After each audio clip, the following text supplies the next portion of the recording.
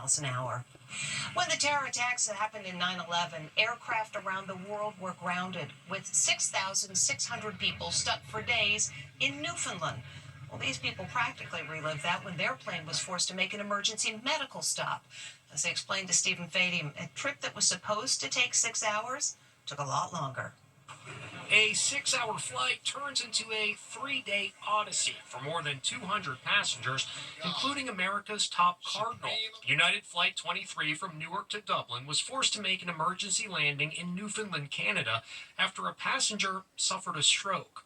Once the plane landed in St. John's, a new problem arose. A blizzard began. The aircraft was grounded.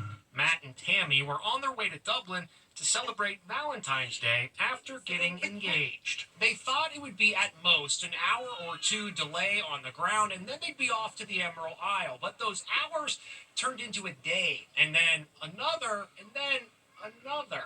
We weren't too happy.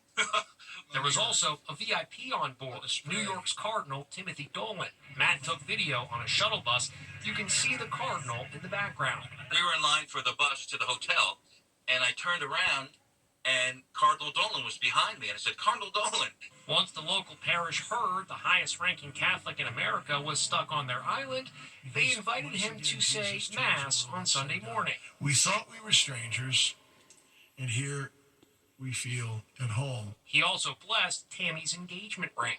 The 3-day ordeal is reminding many of the way Newfoundland welcomed passengers following the terrorist attacks on September 11, 2001. A heartwarming story depicted in the Tony-winning musical Come From Away.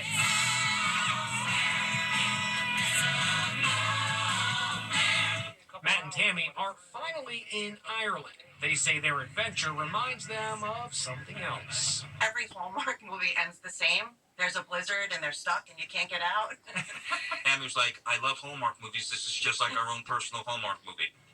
The winter storm is called Jet. It has caused a lot of chaos in the Northeast. According to FlightAware, 2,000 flights were delayed. Another 1,000 were canceled. And you miss. Oh, what a night. A half a century of television history was revisited last night with NBC's celebration of the 50th anniversary of Saturday Night Live. The world's biggest names in entertainment gathered at 30 Rock, including Ryan Reynolds and Blake Lively. That was her first red carpet appearance since the legal wrangling began with her It Ends With Us co-star Justin Baldoni. Ryan Reynolds and Blake Lively were at the Saturday Night Live 50th anniversary special, their first public appearance since their legal battle with actor-director Justin Baldoni erupted. How's it going? Great. Why, what have you heard? Amy Poehler and Tina Fey conducted a hilarious Q&A with the celebs. Cher, you have a question. No, I don't. Everywhere you look, there was a big celebrity. Steven Spielberg, Kevin Costner seated next to Cher, Robert De Niro, Julia Louis-Dreyfus, Adam Driver, Jerry Seinfeld, Larry David. It was also a night packed with the edgy political humor SNL has been delivering for 50 years, like this moment with Steve Martin and Canadian-born Martin Short. Do you have your passport on you? No. Ice, get up!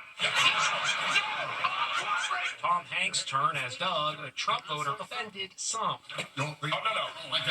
Paul Simon's appearance with Sabrina Carpenter illustrated the impact SNL has had over generations of Americans. I sang this song with George Harrison on Saturday Night Live in 1976.